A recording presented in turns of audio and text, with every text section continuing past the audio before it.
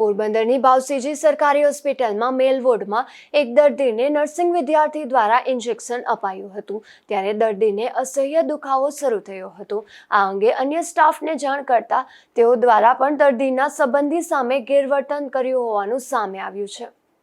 પોરબંદરની ભાવસીજી સરકારી હોસ્પિટલમાં અવારનવાર સ્ટાફની બેદરકારીને લઈને દર્દીઓ મુશ્કેલીમાં મુકાઈ રહ્યા છે ત્યારે હાલ પોરબંદરની ભાવસીજી સરકારી હોસ્પિટલમાં આવેલ મેલ મેડિકલ વોર્ડમાં ગ્રામ્ય પંથકમાંથી મંગાભાઈ આલાભાઈ રાઠોડ નામના વૃદ્ધને શ્વાસની બીમારી હોવાથી સારવાર માટે દાખલ થયા હતા, જેમાં સવારે આ દર્દીને નર્સિંગના વિદ્યાર્થી દ્વારા ઇન્જેક્શન આપતા દર્દીને અસહ્ય દુખાવો થયો હતો, જેથી દર્દીના પરિવારજનો દ્વારા અન્ય સ્ટાફને જાણ કરી હતી, પરંતુ અન્ય નર્સિંગ સ્ટાફ દ્વારા દર્દી સાથે ગેરવર્તન કર્યું હોવાનું સામે આવ્યું હતું। આ ઘટના બાદ દર્દીના પરિવારજનો દ્વારા હોસ્પિટલના ઉચ્ચ અધિકારીઓને પણ ફરિયાદ કરી હતી।